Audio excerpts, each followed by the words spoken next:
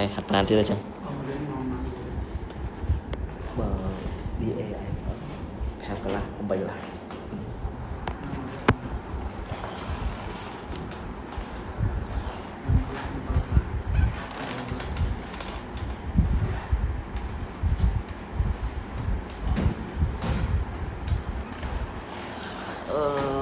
la vie et la pollution la ville Wilbur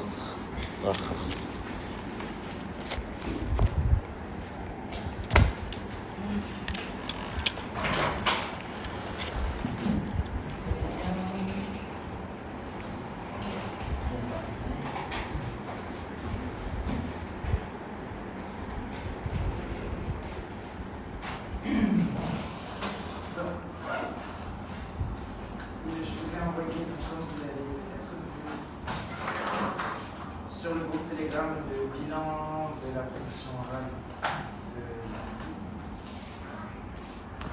J'ai tout expliqué dedans, je le répète.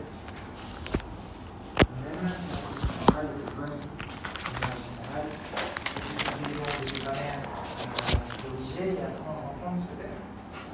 Mais pour le reste, c'était vraiment très bien. Et c'était agréable à écouter, surtout. Ça, c'était très bien.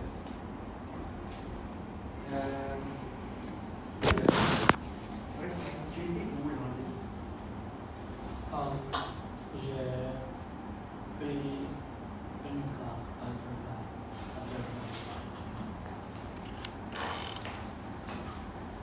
et aujourd'hui aussi.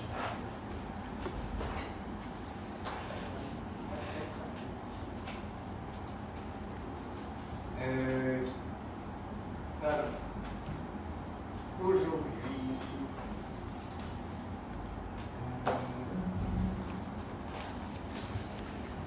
on va continuer de discuter de la ville de manière générale et surtout d'un des problèmes de la ville dont vous avez parlé lundi. On a comparé la vie en ville et la vie à la campagne. On va parler de pollution.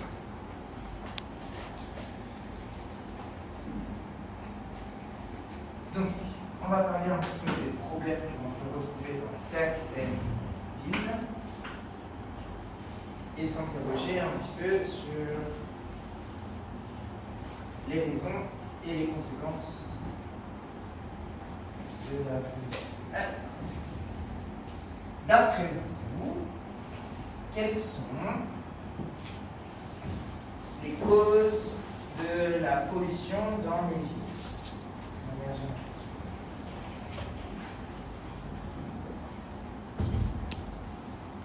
On parle souvent de la pollution dans les villes. D'où vient la pollution?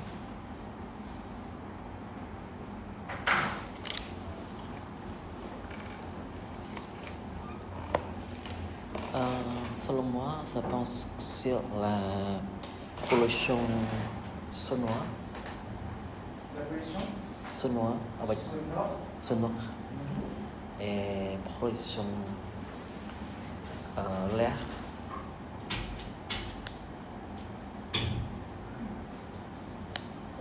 On peut parler en effet de la pollution sonore. La pollution de l'air. Alors, quand tu parles de pollution sonore, qu'est-ce que c'est? Le bruit tous les jours, c'est très fort. Par exemple, près des écoles ou près des hôpitaux, il y a beaucoup de malades là et le sonore tous les jours des voitures, des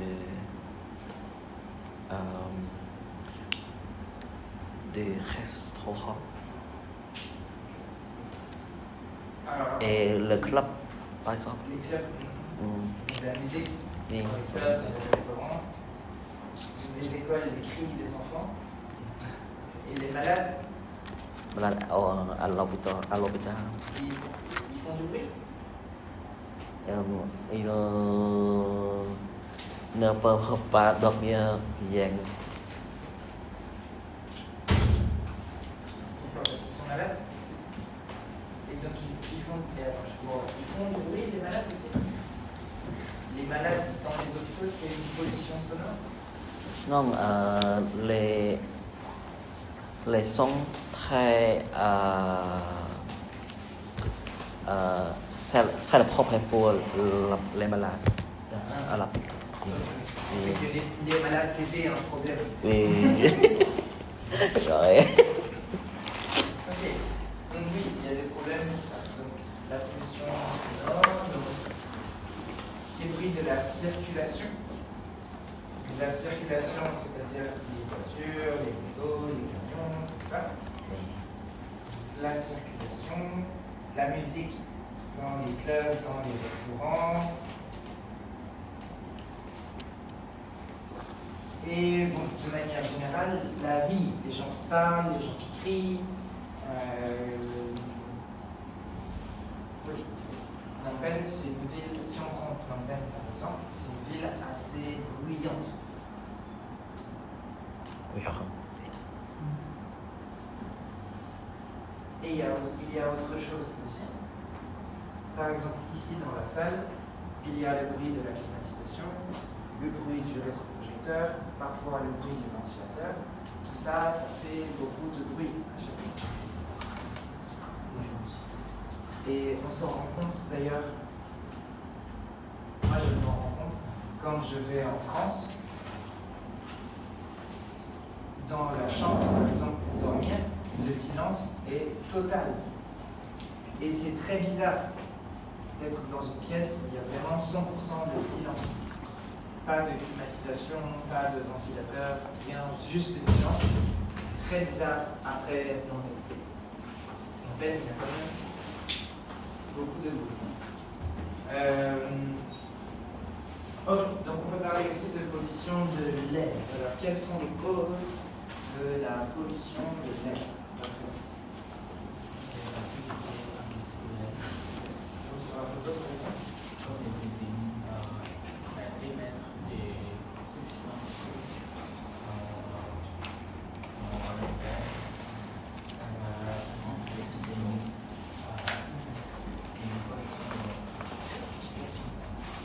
Les produits chimiques qui sont utilisés dans les usines s'échappent dans les fumées, dans les cheminées des usines. Et tous ces gros nuages. Déjà, si on regarde la photo ici, la couleur du nuage n'est pas normale. Oui. L'industrie. Est-ce qu'il y a d'autres sources? la voiture, la fumée de la voiture. La circulation aussi. Circulation. Il y a autre chose. Et la futilité par les humains, c'est comme le brûler, le plastique comme ça. Déforestation.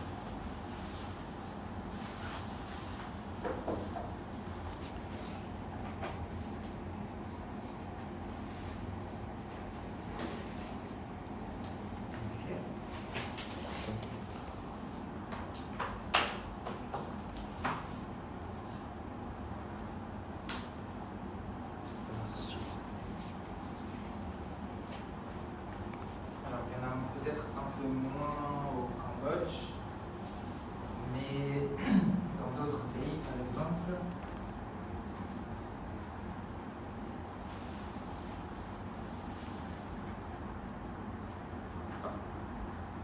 L'exploitation animale. Donc, quand on a de grands champs avec des bœufs, avec des vaches, avec des cochons, ils ont besoin de beaucoup de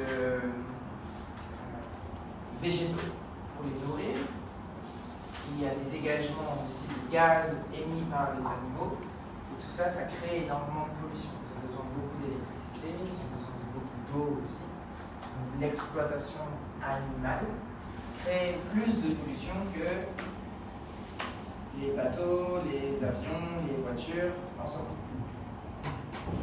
L'exploitation animale consomme énormément d'énergie et crée beaucoup de pollution. Un autre élément auquel on ne pense peut-être pas dans l'activité humaine, alors on parle de brûler des déchets par exemple, donc ça c'est une pollution directe, parce qu'on voit l'objet devant nous qui brûle, on voit les fumées qui s'échappent, donc on comprend la pollution. Il y a un autre élément qui crée beaucoup de pollution, c'est ça. L'activité sur Internet crée énormément de pollution. Et au top de la pollution numérique, on retrouve l'intelligence artificielle. Une recherche sur ChatGPT crée énormément de pollution. Pourquoi, à votre avis?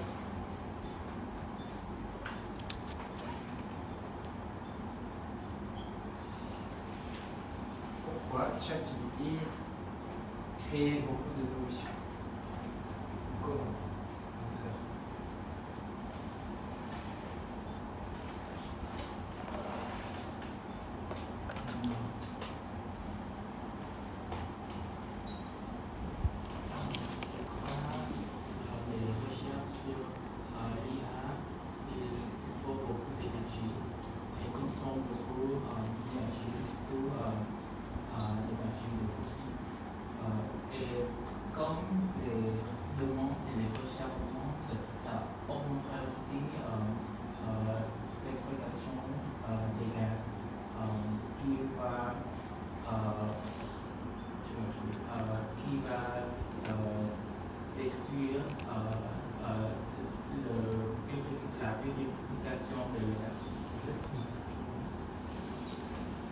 Alors, j'ai une vidéo peut-être qui sera un complément de ce qu'a dit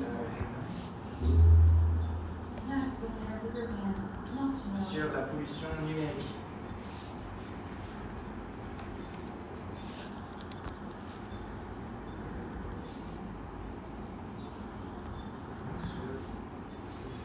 On va regarder ça et puis après on en discutera.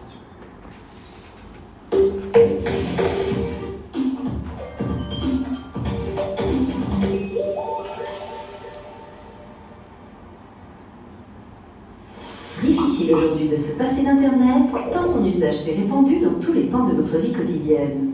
Or, si cette technologie virtuelle nous permet notamment de communiquer sans nous déplacer et de gaspiller moins de papier, son impact écologique est bien réel. D'autant plus que pour accéder à ce monde immatériel, les consommateurs multiplient les équipements gourmands en énergie et en matières premières. D'une durée de vie limitée, ces ordinateurs, smartphones et tablettes numériques finissent dans des poubelles déjà surchargées. E-mail, réseaux sociaux, recherche d'informations, achats dématérialisés, séries en streaming, archivage de photos sur le cloud, jeux vidéo et musique en ligne. De big, le data est devenu géant. La preuve par ces chiffres vertigineux. Selon l'Agence de l'environnement et de la maîtrise de l'énergie dans le monde, en une heure, 8 à 10 milliards d'emails sont échangés et 180 millions de recherches sont effectuées sur Google. Au total, le secteur informatique représente aujourd'hui 7% de la consommation mondiale d'électricité. Si Internet était un pays, il serait le 3e plus grand consommateur au monde après la Chine et les États-Unis et avant la Russie. La pollution invisible générée par l'industrie du net et son impact sur le climat équivaudrait à celle du secteur de l'aviation. Or, le nombre d'utilisateurs ne cesse de croître. De 3 milliards aujourd'hui, il devrait passer à plus de 4 milliards d'ici à la fin de la décennie.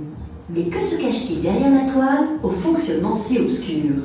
Les émissions de gaz à effet de serre générées par la galaxie numérique se répartissent ainsi. 47% de ces émissions sont dues aux équipements des consommateurs du fait de la fabrication du matériel et de la dépense d'électricité. 28% aux infrastructures réseau. Enfin, 25% aux centres de traitement des données, les data centers, qui traitent et stockent toutes nos données.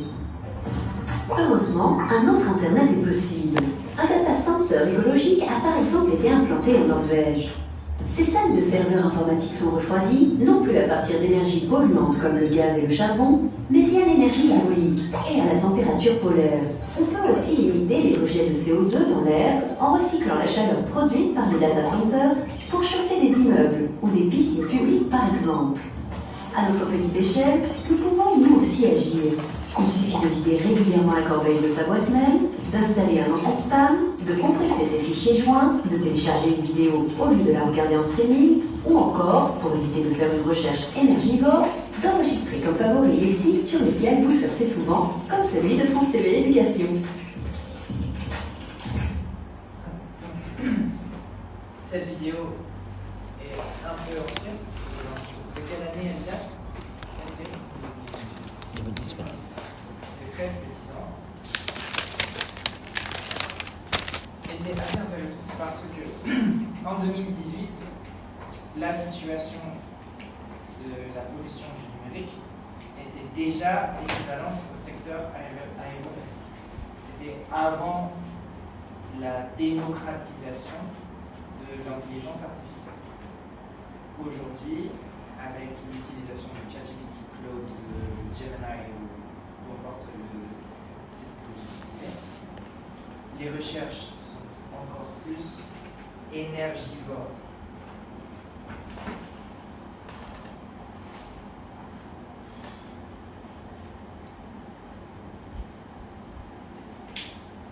Est-ce que vous connaissez ce mot? Énergivore? Qu'est-ce que ça peut vouloir dire? Énergivore.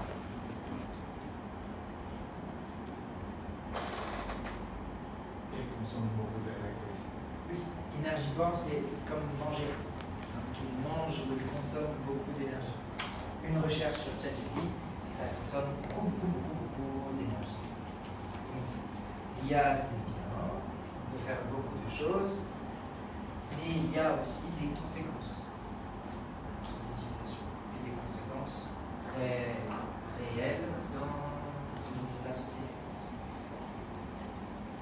Donc on a à peu près toutes ces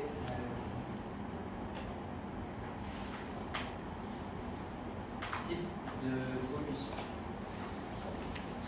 Et donc, dans ce document, nous avons une phrase. Donc, le document complet, c'est une compréhension orale. Et ici, on a une phrase extraite du document. Anita, est-ce que tu peux lire la phrase ici?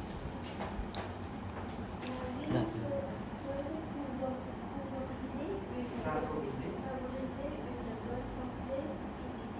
Ok.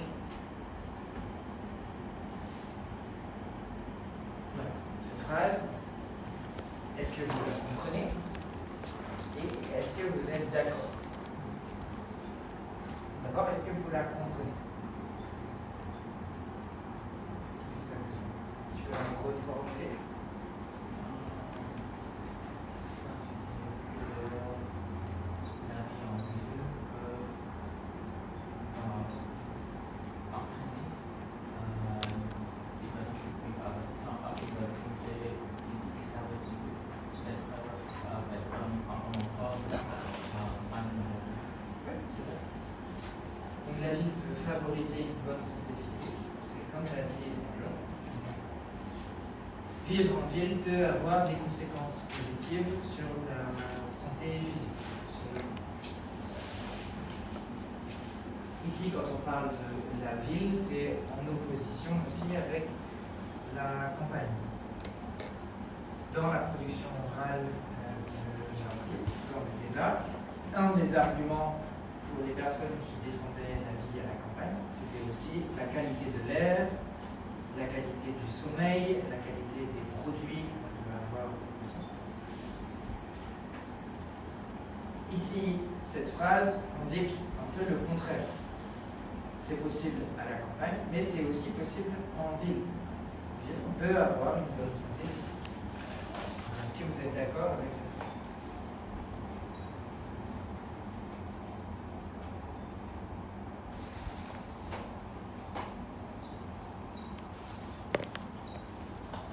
Vous nous expliquez pourquoi? Parce que premièrement, je pense à l'alimentation, je crois qu'on mange plus sain à la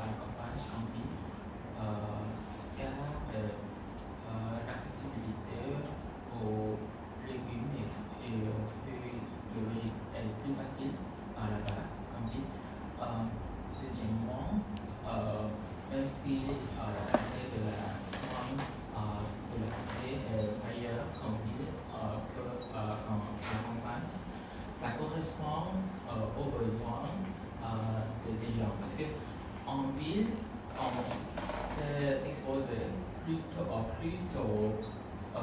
aux substances chimiques, à l'air très mauvaise. C'est pour ça qu'on a besoin d'une meilleure soin de la santé. Mais alors que la campagne, même si le service de la santé est pire, mais on ne s'est pas exposé à l'air pollué, non. Et c'est pour ça que je crois que la vie en ville ne peut pas contribuer à une bonne santé physique. C'est une idée très intéressante. Je n'y avais pas pensé. Parce que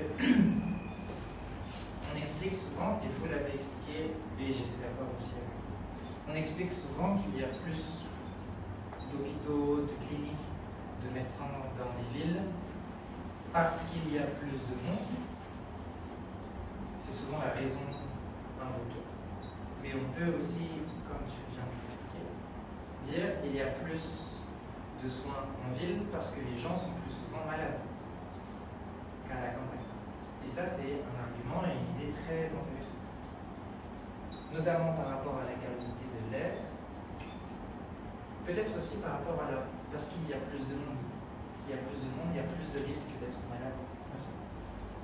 Et donc, pourquoi pas d'accord avec cette phrase? C'était une idée très intéressante. Merci. Est-ce que vous avez d'autres opinions sur ce sujet? La ville peut favoriser une bonne santé physique.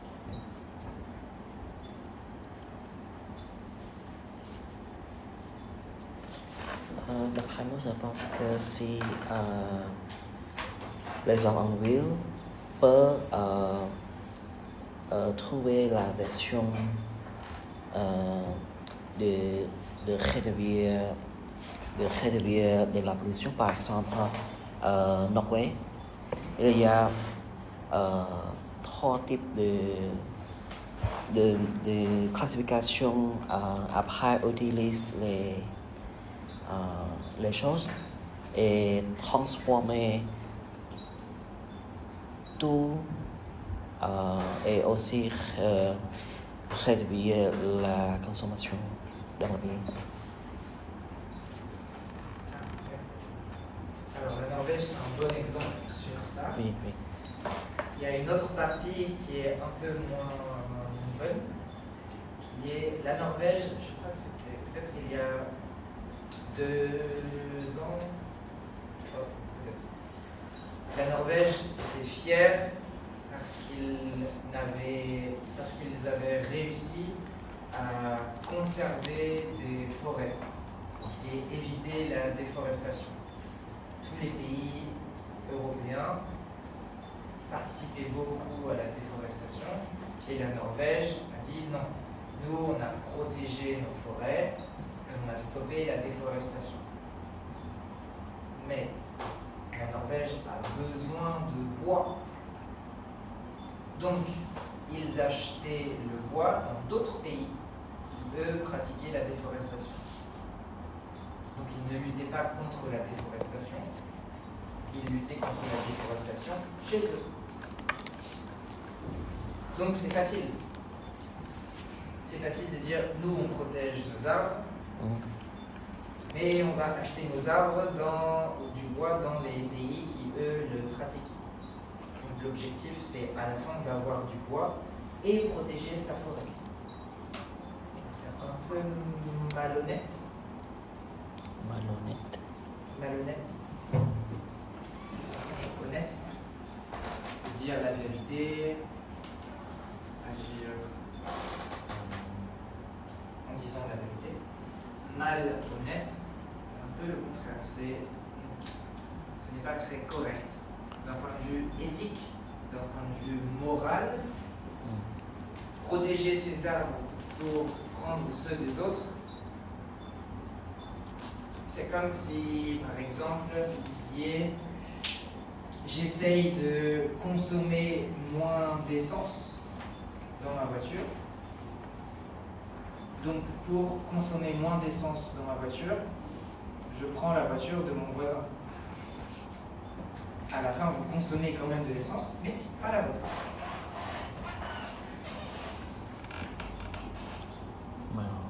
Oh,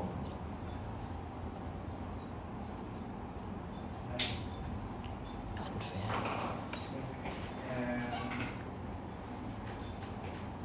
Donc dans certaines villes, c'est possible. S'il y a d'autres opinions, voilà, qu'est-ce que tu penses de cette phrase? J'ai une question. La ville, c'est juste la ville, par exemple, de Phnom Penh, de Paris, de New York, ou les petites villes aussi comptées en Ici, catégorie? À ton avis?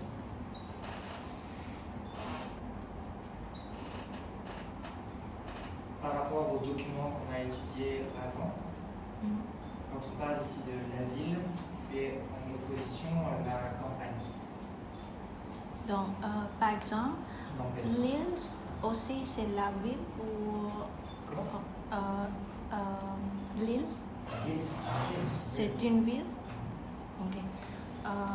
Moi, je pense que si c'est une petite ville, la ville peut favoriser une bonne santé physique. Qu'est-ce Mais que tu entends par petite ville? petite L'île, ville, c'est pas une petite ville. L'île, c'est mais une grande ville. si on comparait l'île avec Paris, c'est un peu. Est-ce que Paris et Tokyo, pour toi, Paris et Tokyo, c'est la même chose? Peut-être c'est la capitale c'est la capitale du pays. Mais Paris, dans Paris, tu as 2 millions d'habitants. Tokyo, 14 millions. Il y a plus de différence entre Paris et Tokyo qu'entre Lille et Paris. Donc tu peux mettre... Ici, si on parle de villes en France, par exemple, il y en a beaucoup. Lille, Paris, Strasbourg, Marseille, Monaco, Toulouse, Bordeaux, Montpellier, Brest, Rennes, tout ça, ce sont des villes. Si vous avez... Comment est-ce qu'on définit? Qu'est-ce qu'on fait? Comment on peut définir une ville ou la campagne? Quelle différence vous faites entre eux? C'est vrai qu'on aurait pu faire ça avant. On peut le faire maintenant. Comment vous définissez ce que c'est une ville?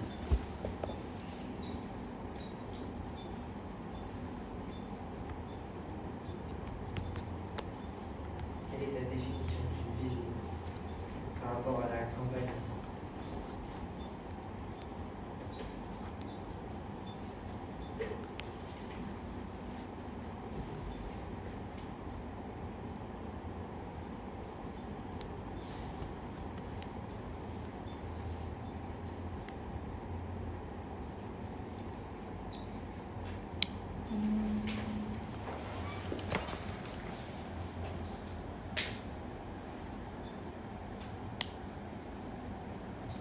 Et quand on se deux, par exemple,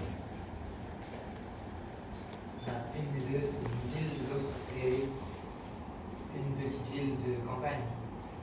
Quelle est la différence entre les deux? Comment vous faites une différence entre la ville et la campagne?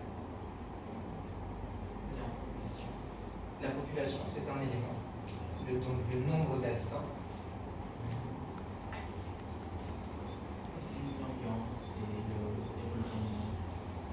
Le développement, donc ça passe par quoi? Le développement. Les villes sont plus développées que les campagnes. Mais c'est-à-dire Le bâtiment, moins plus de bâtiments. d'activité, des sites plus des équipes, Plus de des activités industrielles, plus de magasins, plus d'écoles et d'universités, des bureaux administratifs. plus d'entreprises de manière générale, plus d'habitants. Un autre exemple de différence entre la ville et la campagne, ce sont les transports en commun. Si vous avez un système de bus, un système de tramway, un système de métro, vous êtes dans une ville, vous n'avez pas de transport en commun à la campagne. Il y a des cars qui vont d'une ville à une autre, mais sinon vous devez avoir un moyen de transport personnel. Vous n'avez pas les mêmes types d'emplois. C'est tout ça la différence entre la ville et la campagne. Donc pour reprendre la question, ici, cette phrase, la ville peut favoriser une bonne santé physique, on parle des grandes villes. Lille, par exemple, est une grande ville. Au même titre que Paris.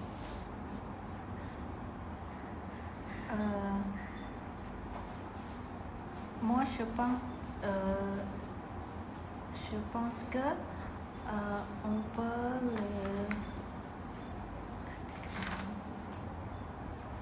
c'est quoi le moitié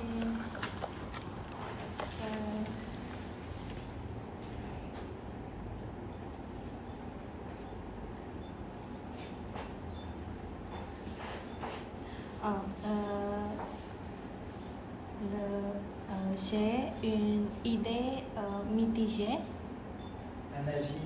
Un avis mitigé pour cet argument parce que je pense que si c'est la ville avec du développement en un pays développé, c'est la ville peut favoriser une bonne santé physique, mais si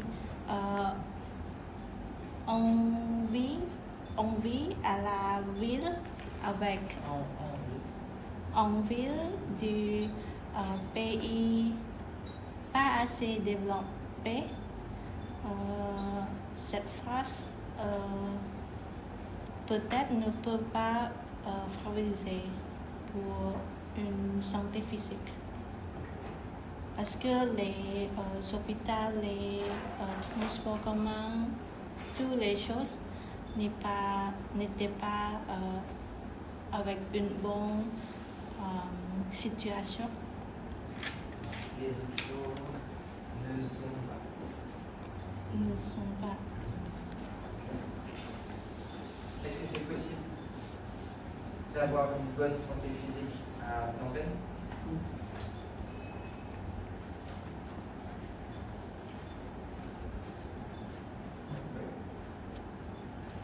Est-ce que c'est plus facile pour Cambodge, par exemple? Est-ce que d'après vous, c'est une ville ou la campagne? Cambodge. C'est une...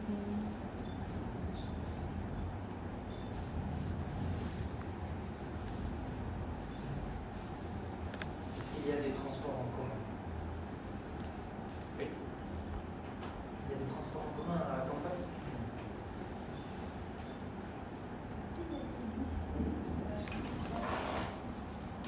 Les voitures, ce n'est pas un transport en commun, c'est un transport individuel. Le transport en commun, c'est un bus. Il y a des bus à Cambodge?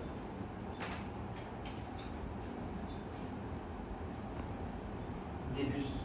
Alors, un bus qui part de Phnom Penh pour aller à Cambodge, c'est un car. Quand on parle de bus, c'est un bus qui reste dans la ville et qui fait plusieurs endroits dans la ville, pas de ville en ville. Est-ce qu'il y a des bus à Cambodge? Non. Pas de bus à Cambodge. Est-ce qu'il y a des universités? Oui. Donc c'est possible de rester étudier à Cambodge. Est-ce qu'il y a des bureaux, des entreprises, des centres commerciaux?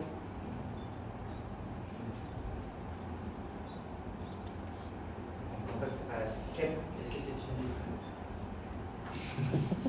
Ou Kampong Cham, par exemple. Ou Kampong Speu.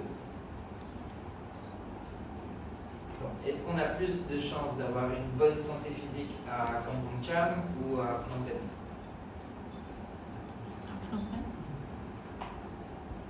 À Phnom Penh?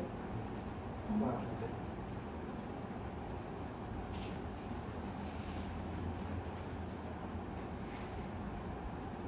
tu as dit à Phnom Penh. Pourquoi Phnom Penh? Je ne dis pas que je suis d'accord ou pas d'accord, j'aimerais juste que tu expliques.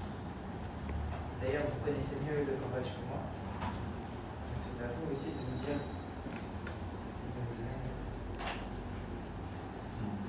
Parce que je pense qu'il y a plus les parcs urbains pour permettre de pratiquer Plus de quoi? Pas plus force.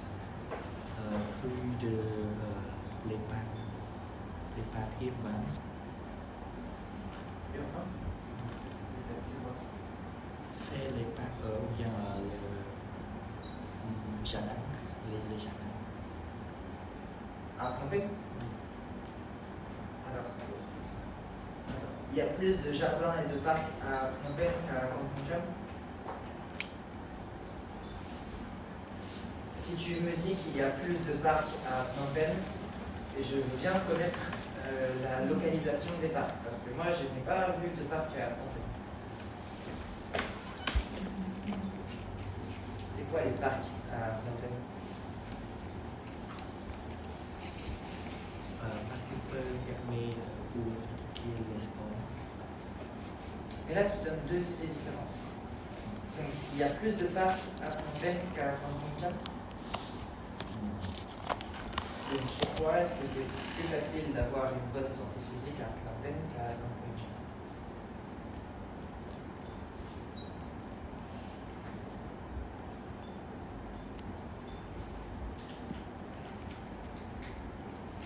Je voudrais dire non. Alors pourquoi c'est plus facile d'avoir une bonne santé physique à Phnom Penh qu'à Kampong Cham? Ou à Kampong Cham plutôt qu'à Phnom Penh? Votre opinion seulement, c'est bien, mais j'aimerais comprendre pourquoi vous pensez ça.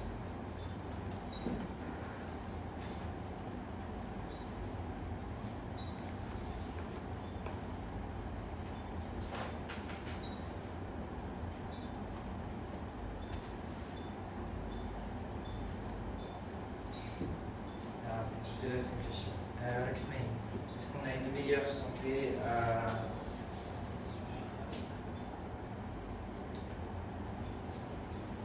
Kampong Cham ou à Phnom Penh? À Phnom Penh.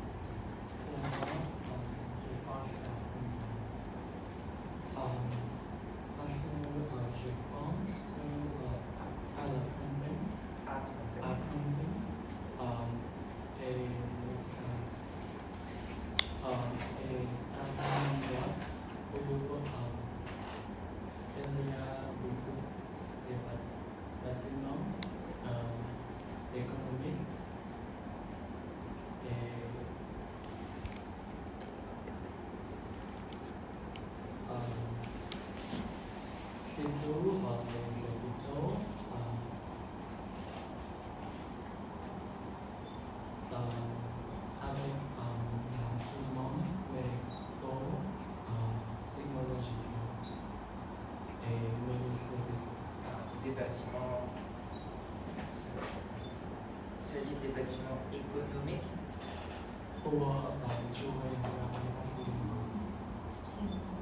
Si on a un bon travail, on a une meilleure santé physique? Santé. Pour la santé. La question c'est sur la santé physique. Ça, c'est aussi ce que j'avais dit à Ovi la dernière fois, quand on vous pose une question, quand vous avez un argument, donnez un argument par un argument, un exemple. Parce que là, je te demande où on peut avoir la meilleure santé physique. Et tu me dis qu'à Phnom Penh, il y a plus de bâtiments économiques et plus d'instruments, de médicaux. Il faut répondre à la question avec des arguments pour la question. Ici, les bâtiments économiques et la santé physique, il n'y a pas de connexion entre eux.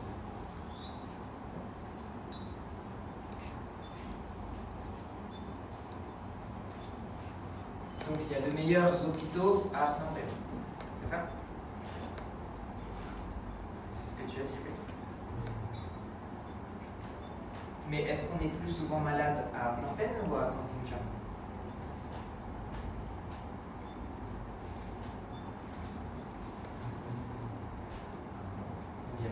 hôpitaux parce qu'on est plus souvent malade.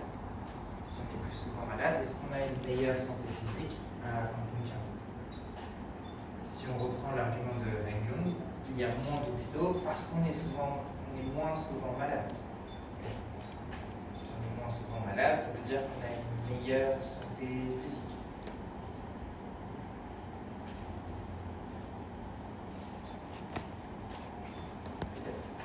Est-ce que tu es d'accord avec ça? My point is not to be right. I don't care about being right or wrong. It's just like I want to have your opinion, not just I think that, but why. It's not your answer and just a yes or no answer that interests me. It's why you think like this. If I ask you, do you think you have a better health in Kampuncham or in Phnom Penh, and you say Phnom Penh, okay, but why? Just the fact that you say Phnom Penh is one thing, okay, but I want to know why. I want to have your the thought that comes behind.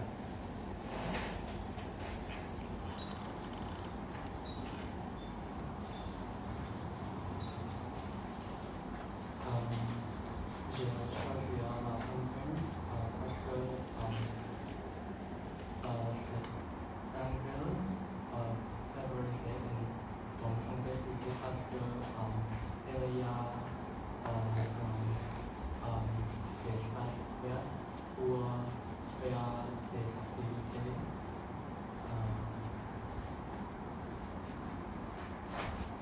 Oui, pour faire des activités physiques ou pour marcher. Quels espaces verts, par exemple?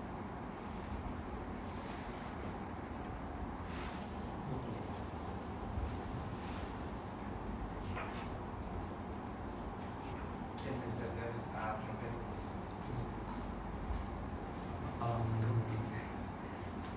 D'avoir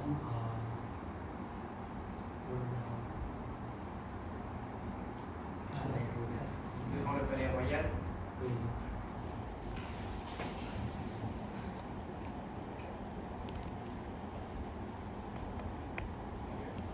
Anita, qu'est-ce que tu en penses?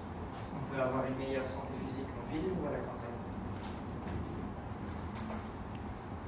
Pour moi, c'est Pourquoi?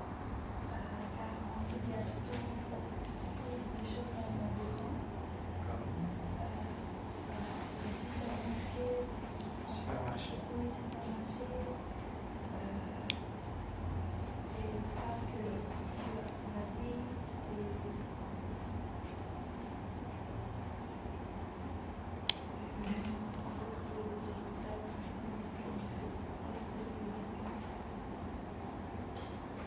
Mais si tu as besoin d'un hôpital, c'est parce que tu es malade. non, c'est juste qu'il y a tout le truc.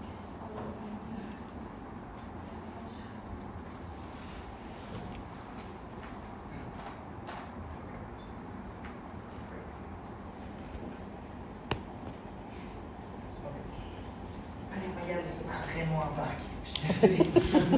C'est pas un parc. Il y a une route et un peu d'arbres et un peu d'herbe.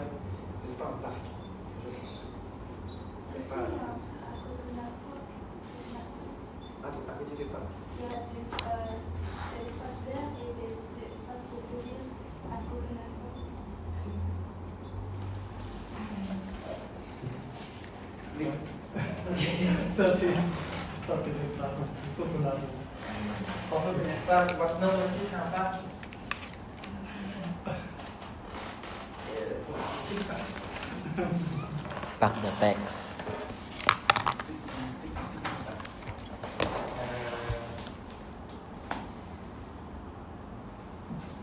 Ok, autre chose peut-être à dire sur ça? Enzo, tu as une opinion? Ville, campagne, où est la meilleure santé physique? La ville favorise une bonne santé physique parce que en ville, il y a plus d'accessibilité pour les produits et services.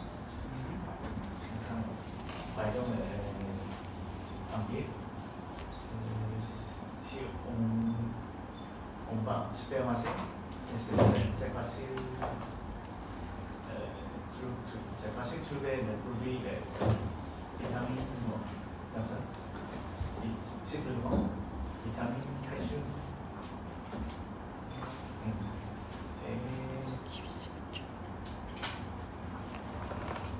Et puis du hôpital, clinique, c'est facile de trouver.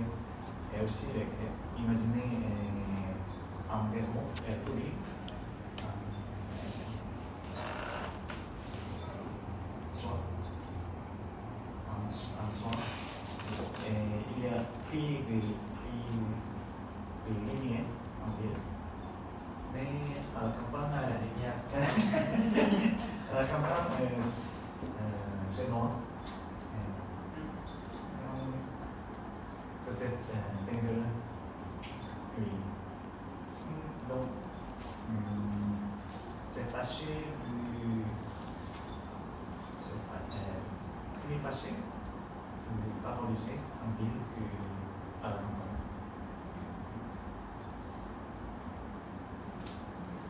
Il y a des parcs à Séoul.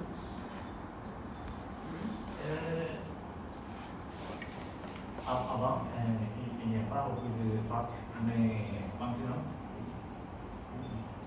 plus qu'avant.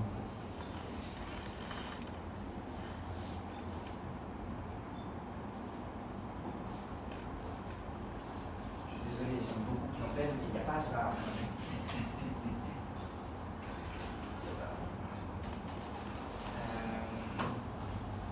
Ok. Alors, la ville et la pollution, c'est le sujet de ce document.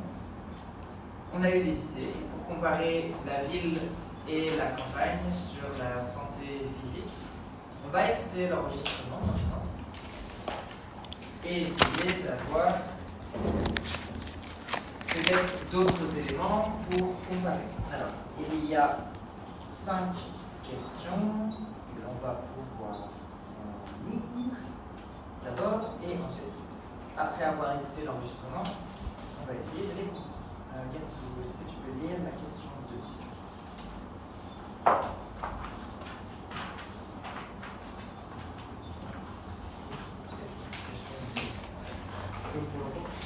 La pollution d'air dans l'eau.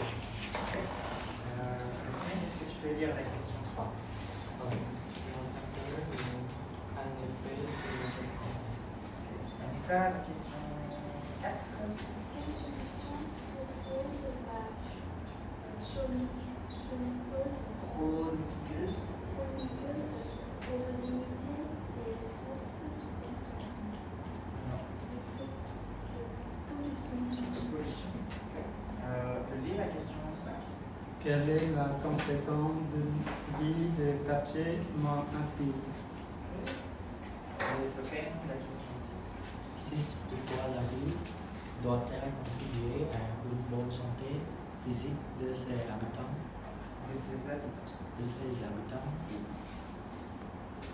Ok. Alors, première chose déjà, avant d'écouter l'enregistrement, est-ce que vous comprenez les questions?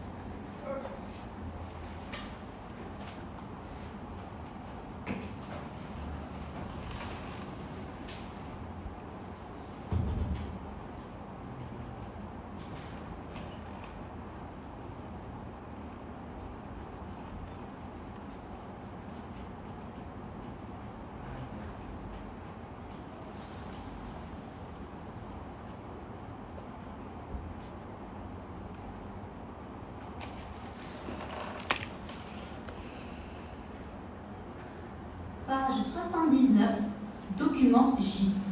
Ville et pollution. France Info. Entre la pollution, le bruit et j'en passe, la ville n'est pas bonne pour la santé. En Europe, la pollution de l'air serait responsable de 420 000 décès prématurés chaque année. Bonjour Cécile Maisonneuve. Bonjour. Ma ville demain saura-t-elle enfin nous garantir une vie en bonne santé? Alors c'est vrai qu'une ville qui produit de la santé, c'est une expression a priori paradoxale. Aujourd'hui, notre santé dépend finalement plus de nos choix de vie, le fait de fumer ou non, le fait de faire du sport, de bien se nourrir. Alors c'est vrai, nous sommes les premiers responsables de notre propre santé.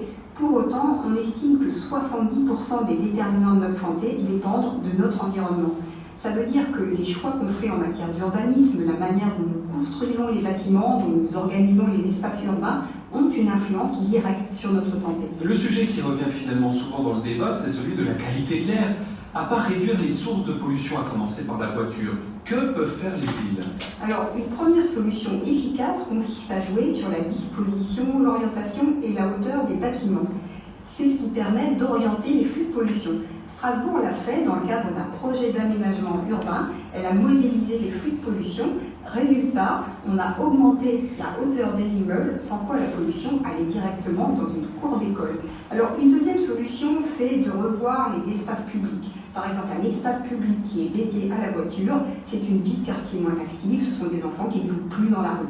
Sachez que le rayon d'action des enfants a diminué de 90% en 30 ans, d'où obésité, surpoids, etc. Donc oui, la ville peut favoriser une bonne santé physique, mentale, et je dirais même qu'elle le doit dès lors que 3/4 des humains vivront en ville dans 30 ans. C'est sûr que vu comme ça, on n'a pas le choix. Merci Cécile Maisonneuve.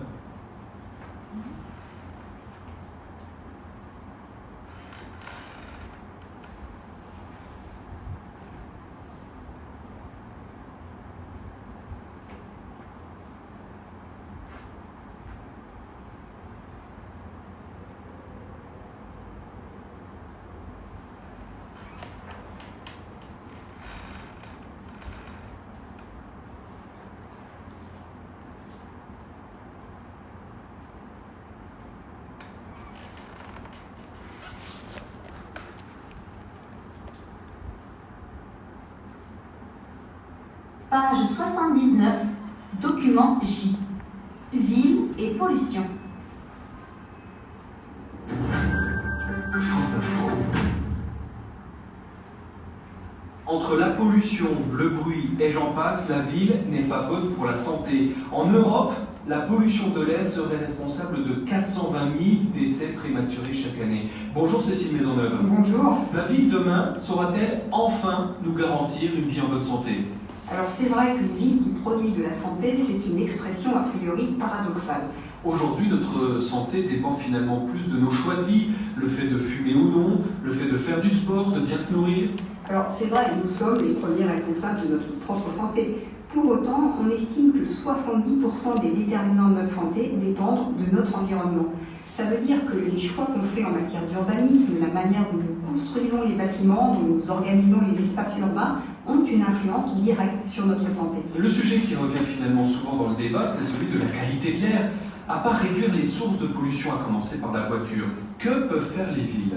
Alors, une première solution efficace consiste à jouer sur la disposition, l'orientation et la hauteur des bâtiments. C'est ce qui permet d'orienter les flux de pollution. Strasbourg l'a fait dans le cadre d'un projet d'aménagement urbain. Elle a modélisé les flux de pollution. Résultat, on a augmenté la hauteur des immeubles, sans quoi la pollution allait directement dans une cour d'école. Alors, une deuxième solution, c'est de revoir les espaces publics. Par exemple, un espace public qui est dédié à la voiture, c'est une vie de quartier moins active, ce sont des enfants qui ne jouent plus dans la rue. Sachez que le rayon d'action des enfants a diminué de 90% en 30 ans, d'où obésité, surpoids, etc. Donc oui, la ville peut favoriser une bonne santé physique, mentale, et je dirais même qu'elle le doit dès lors que 3/4 des humains vivront en ville dans 30 ans. C'est sûr que vu comme ça, on n'a pas le choix. Merci Cécile Maisonneuve.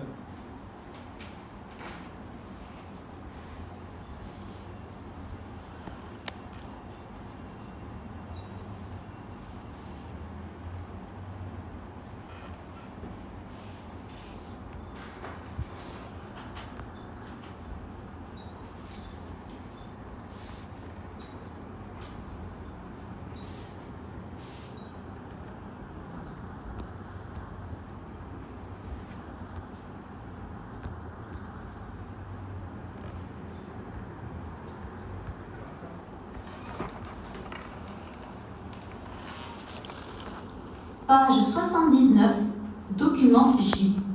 Ville et pollution. France Info. Entre la pollution, le bruit et j'en passe, la ville n'est pas bonne pour la santé. En Europe, la pollution de l'air serait responsable de 420 000 décès prématurés chaque année. Bonjour Cécile Maisonneuve. Bonjour. La ville demain saura-t-elle enfin nous garantir une vie en bonne santé? Alors c'est vrai qu'une ville qui produit de la santé, c'est une expression a priori paradoxale. Aujourd'hui, notre santé dépend finalement plus de nos choix de vie, le fait de fumer ou non, le fait de faire du sport, de bien se nourrir. Alors c'est vrai, nous sommes les premiers responsables de notre propre santé. Pour autant, on estime que 70% des déterminants de notre santé dépendent de notre environnement. Ça veut dire que les choix qu'on fait en matière d'urbanisme, la manière dont nous construisons les bâtiments, dont nous organisons les espaces urbains, ont une influence directe sur notre santé. Le sujet qui revient finalement souvent dans le débat, c'est celui de la qualité de l'air. À part réduire les sources de pollution, à commencer par la voiture, que peuvent faire les villes? Alors, une première solution efficace consiste à jouer sur la disposition, l'orientation et la hauteur des bâtiments. C'est ce qui permet d'orienter les flux de pollution. Strasbourg l'a fait dans le cadre d'un projet d'aménagement urbain. Elle a modélisé les flux de pollution. Résultat, on a augmenté la hauteur des immeubles, sans quoi la pollution allait directement dans une cour d'école. Alors, une deuxième solution, c'est de revoir les espaces publics. Par exemple, un espace public qui est dédié à la voiture, c'est une vie de quartier moins active, ce sont des enfants qui ne jouent plus dans la rue. Sachez que le rayon d'action des enfants a diminué de 90% en 30 ans, d'où obésité, surpoids, etc. Donc oui, la ville peut favoriser une bonne santé physique, mentale, et je dirais même qu'elle le doit dès lors que 3/4 des humains vivront en ville dans 30 ans. C'est sûr que vu comme ça, on n'a pas le choix. Merci Cécile Maisonneuve.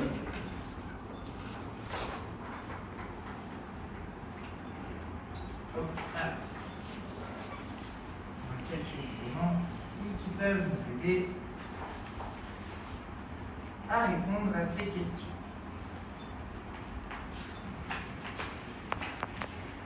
La première question est assez intéressante, en tout cas la réponse est assez intéressante, parce qu'elle pose une question, encore une fois, une question éthique. La troisième question, pardon. On va d'abord prendre la première. Que provoque la pollution de l'air en Europe?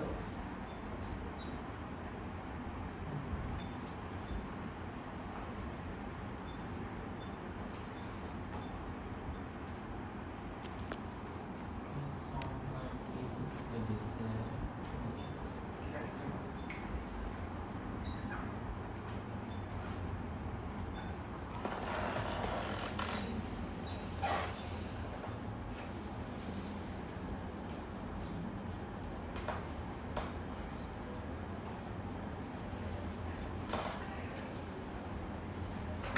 Qu'est-ce que ça veut dire ça déjà?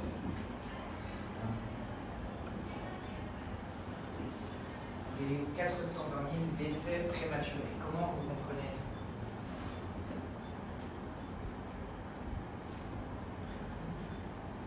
Un décès, qu'est-ce que c'est? Les personnes qui meurent. Qui meurent. Oui. Okay. Et donc prématuré. Prématuré. Peut-être. Prématuré. Non, ça. On parle en règle générale, l'adjectif prématuré, on l'utilise dans les naissances. Les naissances pour les femmes? Pour les enfants, un enfant prématuré, c'est un enfant qui naît avant la date prévue. Normalement, une grossesse, c'est 9 mois. Eh bien, peut-être que l'enfant va naître au bout de 8 mois et demi ou 7 mois. Donc, prématuré avant la date prévue. Ici, par exemple, 420 000 décès prématurés. Qu'est-ce que ça veut dire dans ce contexte?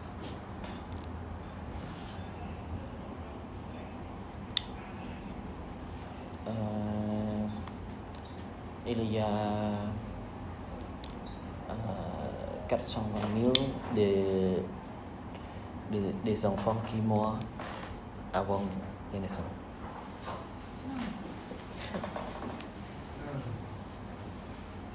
La référence aux enfants, c'était juste pour l'utilisation habituelle du mot prématuré. Là, ici, on ne parle pas des enfants, on parle des gens de manière générale.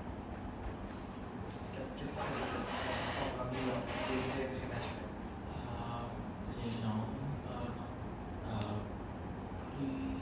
plus jeunes que l'âge moyen. Exactement. On a une expression, on appelle ça l'espérance de vie.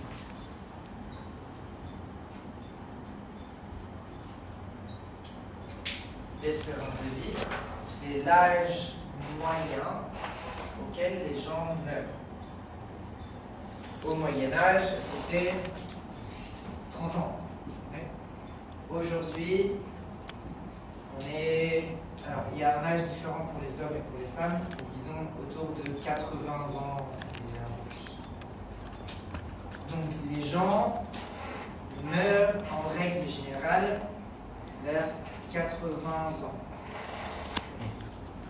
Les gens qui meurent avant des maladies, c'est ce qu'on appelle des décès prématurés. Comme pour les enfants qui naissent avant les 9 mois. Un enfant, normalement, doit attendre 9 mois avant la naissance. Un humain doit vivre normalement jusqu'à 80 ans.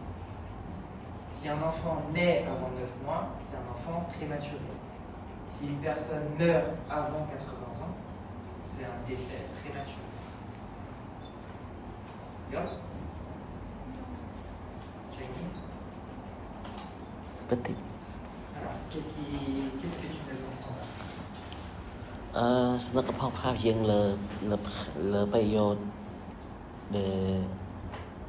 des enfants et le mois.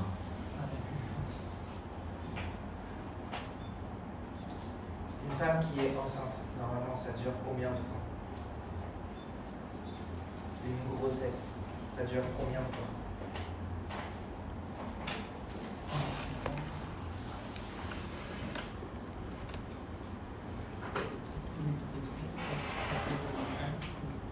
Non, moi. 9 mois.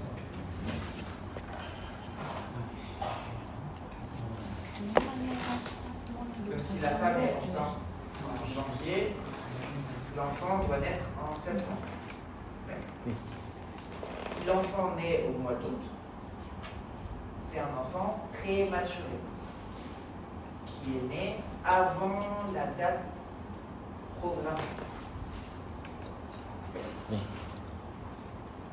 Donc ça, c'est l'utilisation habituelle de l'adjectif prématuré. Ici, dans le sujet dont on parle, sur la ville de la pollution, des décès prématurés, ce sont des gens qui meurent avant 80 ans. Oui.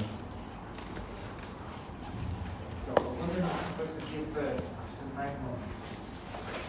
If the baby arrives before this 9 months, it's premature kid, born before the term.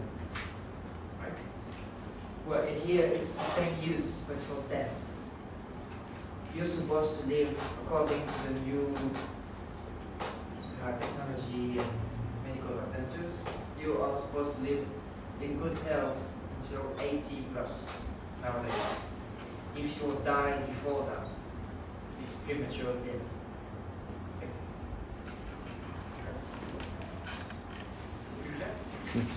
I confused you with the babies and everything, right? Yeah, okay, my bad, my fault.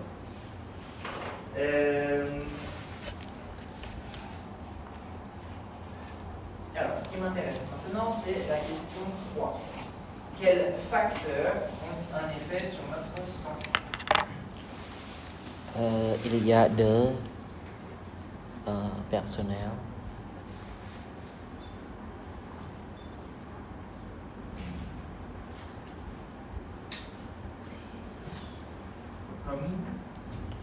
Comme nom de sport.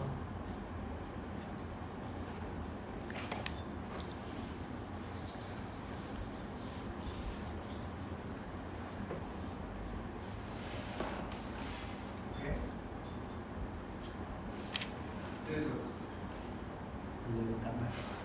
Le tabac. Fumer, oui.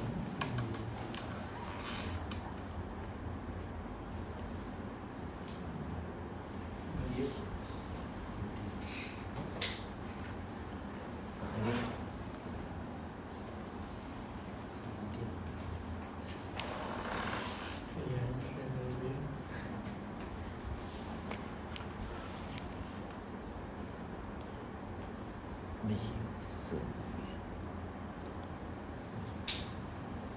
Et là, il y a une idée intéressante dans la santé, c'est la responsabilité individuelle.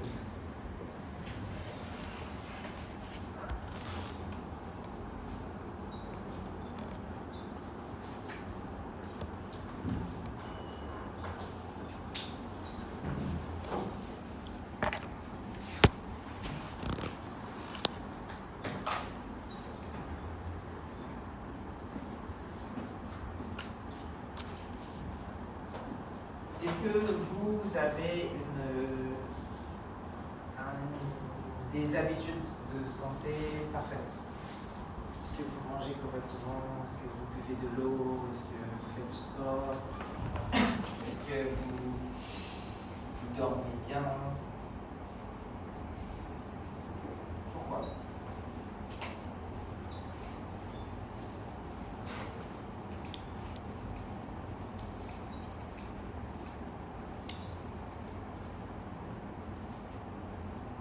Il y a une question de responsabilité individuelle dans la santé de chacun. Alors, la pollution peut avoir une influence sur la santé physique de chacun, mais nous avons une responsabilité sur notre santé aussi. Notre façon de manger, notre façon de faire ou pas de l'activité physique, notre sommeil, notre consommation de boissons. Alors, ça peut être de l'eau, ça peut être des sodas, du café, du thé, des boissons très sucrées, de l'alcool. Ça peut être la consommation de tabac, fumer, ne pas fumer, la consommation de drogue, l'activité sportive ou pas, la façon de manger. Tout ça, c'est une responsabilité individuelle.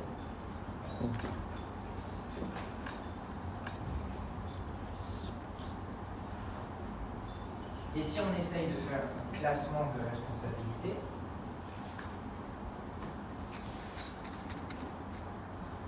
entre les choix personnels et la pollution,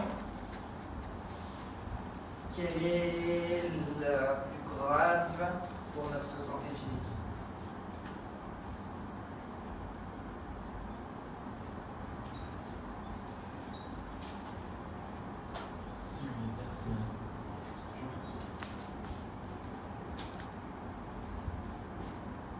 Moi, par exemple, je fume des cigarettes. C'est stupide, mais je fume des cigarettes. Si un jour, j'espère que c'est même pas le cas, si un jour j'ai un cancer des poumons, est-ce que je vais dire « Oh oui, mais dans la ville, il y a trop de pollution ». Oui, mais c'est aussi ma responsabilité individuelle. Donc, il y a trop de pollution dans les villes, d'accord. Mais on a aussi la responsabilité individuelle. Si je suis dans un café en train de fumer une cigarette et que je dis « Oh, la ville est trop polluée », c'est pas très logique. De la même façon, si vous êtes dans un café en train de boire un coca et que vous dites « Oh là là, la qualité de l'air est mauvaise, je vais être malade », vous pouvez être malade avec le coca aussi. Si vous êtes en train de manger un burger avec un coca en train de vous plaindre de la pollution, qu'est-ce qui est le plus mauvais pour votre corps? Le coca et le burger ou la pollution de la ville?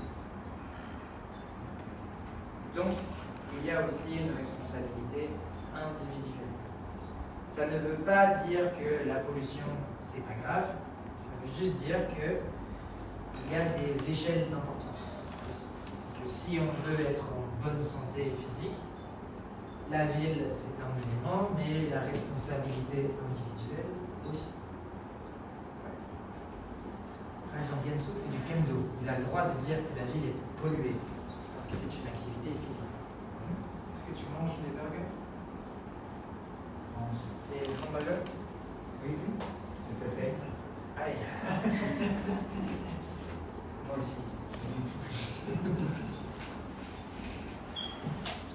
Et je pense que cette idée est intéressante sur la responsabilité individuelle. La ville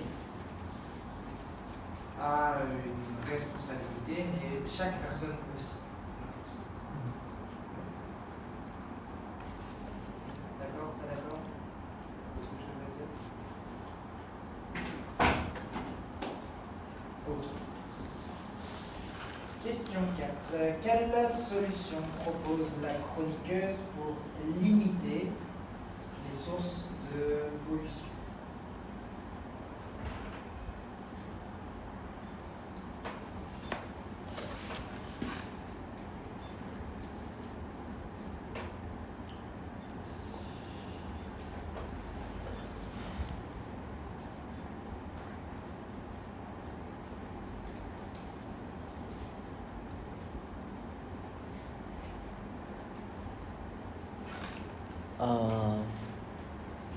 Selon moi, la solution de prévoir ou créer la gestion pour les nouveaux bâtiments. Il y a une question pour liée au bâtiment. L'argument ici, c'est l'aménagement urbain. L'aménagement urbain.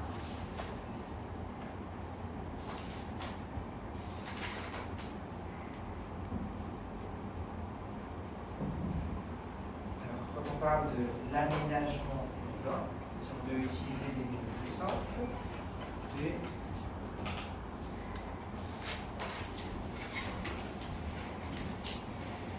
l'organisation ou la disposition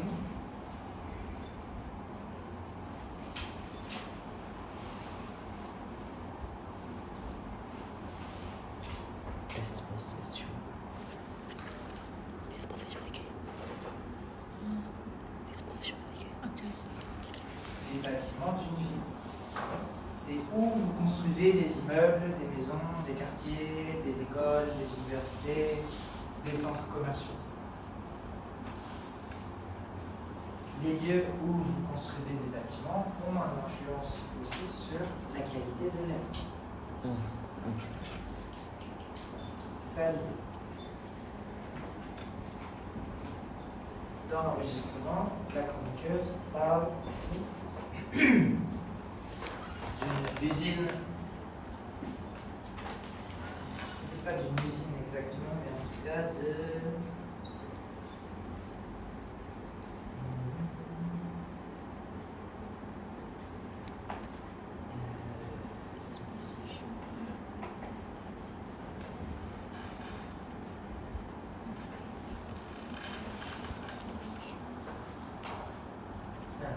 les flux de pollution. Vous voyez, c'est parfois les nuages de pollution qui vont dans une ville. Parce qu'il y a, par exemple, une route ou un carrefour où il y a beaucoup de véhicules, de voitures. Donc il y a beaucoup de pollution qui s'échappe de ce lieu. Le nuage de pollution, dans l'enregistrement, là, elle parle de ce nuage qui allait directement dans une cour d'école. Donc il y avait un carrefour avec beaucoup de circulation, une école à côté, toute la pollution arrivait dans l'école. Bon, a priori, les enfants ne fument pas, donc c'est la responsabilité de la ville de protéger aussi les enfants de la pollution. La solution, créer un immeuble plus grand pour bloquer le nuage de pollution. En tout cas, pour le dévier. Donc c'est ça l'aménagement urbain. C'est si vous avez dans votre ville des zones de grande pollution, essayez de construire des bâtiments autour pour faire partir la pollution. C'est jouer sur la hauteur des bâtiments, le matériau utilisé, l'organisation de la ville. Est-ce que c'est difficile? d'avoir zéro pollution dans notre ville, mais au moins on peut essayer de la contrôler. C'est comme à l'aéroport à Phnom Penh avant, et maintenant c'est Plus loin de la ville. Oui, plus loin de la ville. C'est meilleur. Il y a beaucoup de règles. En France, par exemple, il y a beaucoup de règles sur les aéroports. Parce qu'un avion, ça crée beaucoup de pollution, déjà. Donc, la pollution de l'air, mais aussi la pollution sonore. Un avion, ça fait beaucoup de bruit quand ça décolle, quand ça atterrit.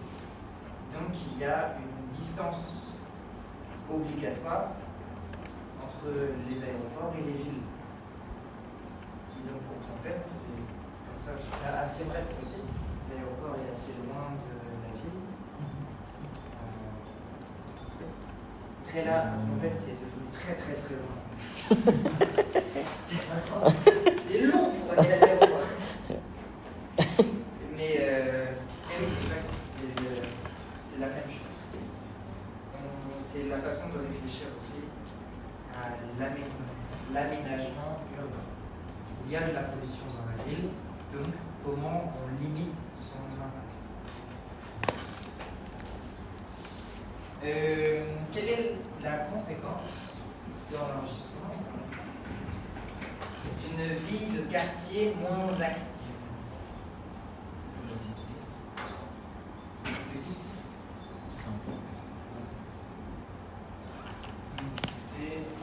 Le manque de l'espace. Moins d'espace. Donc, les enfants, par exemple. Les enfants jouent moins dehors.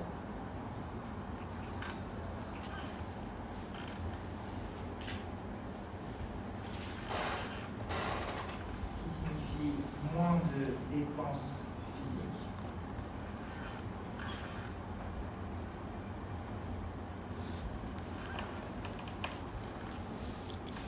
Et donc,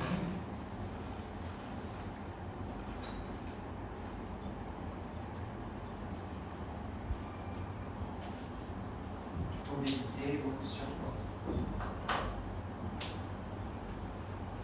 Si on a moins d'activité physique, c'est ce qu'on appelle la sédentarité.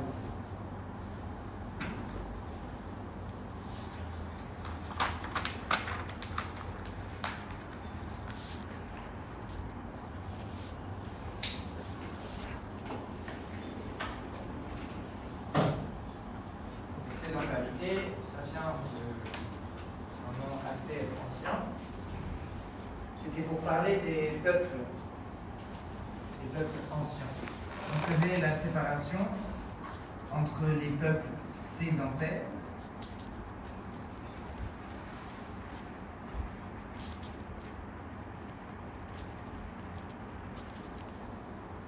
et les peuples nomades. Les peuples sédentaires s'arrêtaient dans un lieu, construisaient des villes et restaient habités dans les villes. Les peuples nomades continuaient toujours de nouvelles explorations, donc habiter dans des tentes, ou après plus tard dans des caravanes, et voyager tout le temps, de région en région. Donc, sédentaire, c'est rester au même endroit. Nomade, c'est bouger tout le temps. Pourquoi je vous explique ça? C'est parce que des enfants ou de manière globale des adultes, des gens qui arrêtent la dépense physique et un excès de sédentarité, ça crée des problèmes de santé aussi. Si on n'a pas suffisamment de dépenses physiques, ça a un impact sur la santé. Et à la fin, les humains finissent comme dans le film Wall-E. Vous avez déjà vu ce film? Wall-E? Non? Non.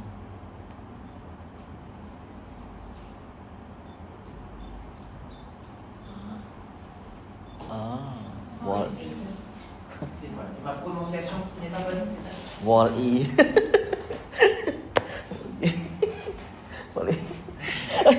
Je pense que le mot français. En français, c'est Wali.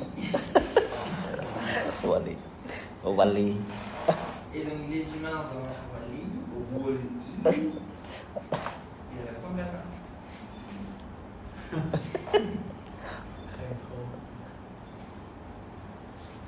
Et c'est aussi les conséquences d'un manque d'activité physique ou d'un excès de sédentarité. C'est l'absence de dépenses physiques et c'est des gens qui sont après, qui ont des problèmes de santé, des problèmes d'obésité notamment, et qui deviennent dépendants des machines.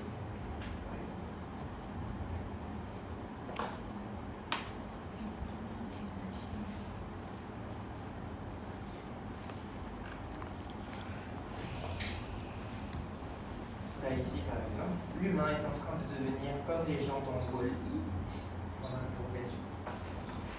Peut-être.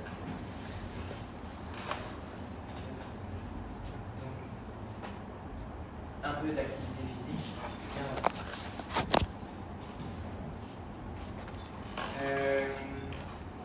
Ok, alors pourquoi la ville doit-elle contribuer à une bonne santé physique de ses habitants?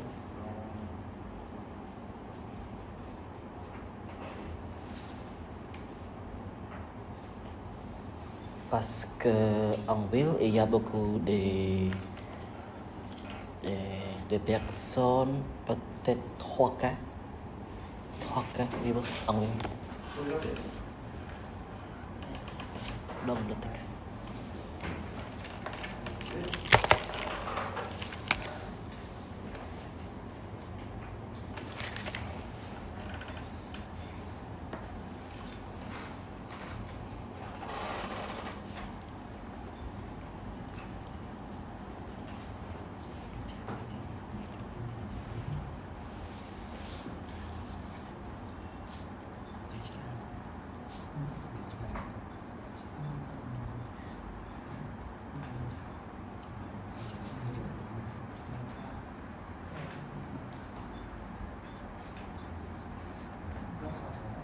Les 3 quarts des humains vivront une majorité de la population vivra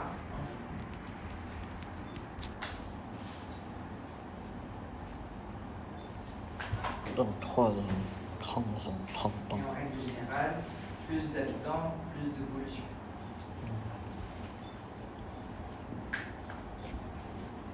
Donc il y a certaines villes qui essayent de lutter contre ça. Est-ce que vous connaissez des initiatives, donc des projets, de nouvelles idées à Phnom Penh pour réduire la pollution?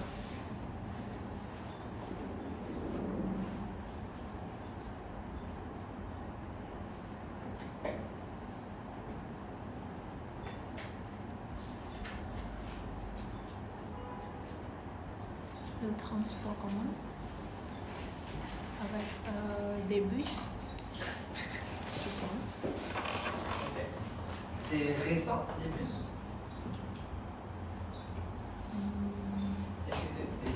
Est-ce que c'était ça l'objectif des bus? Réduire la pollution?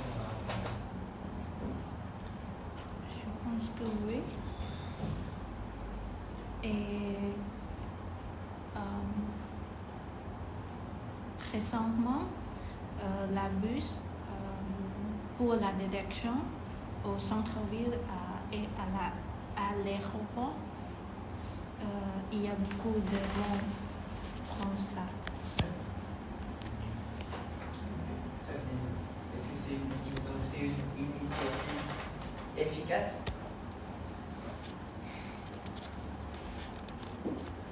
Ça fonctionne? Oui, je pense. Mais le problème, c'est à Phnom Penh, je pense qu'il y a moins de lignes pour traverser dans la ville.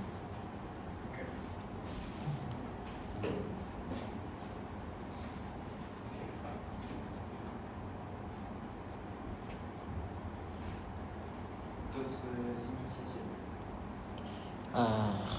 Réduire, utiliser le plastique et utiliser éco-produits.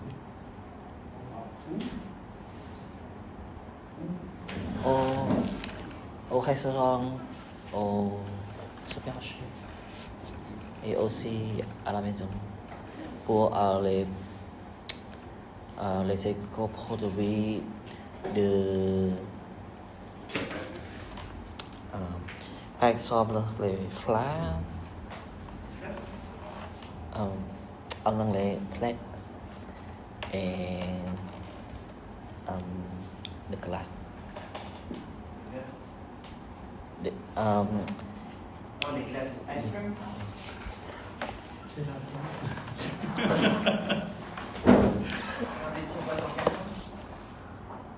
Oui, il y a beaucoup d'éco-produits pour en anglais c'est the plate, the water glass, everything pour réduire le plastique. Des outils pour ça.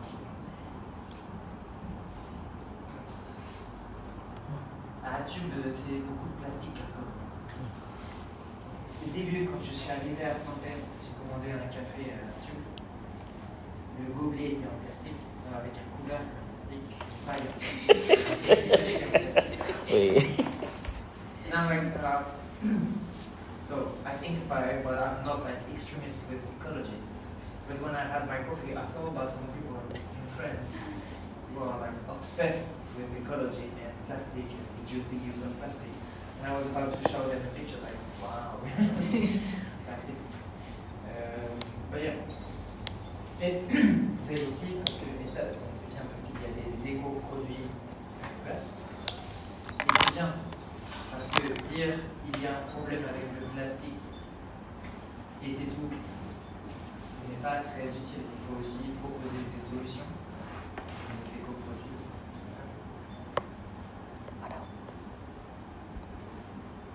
En France, par exemple, à Paris, il y a certaines, je crois que ce sont des dimanches, peut-être un dimanche par mois, où la voiture est interdite dans toute la ville de Paris. Donc il y a des solutions aussi.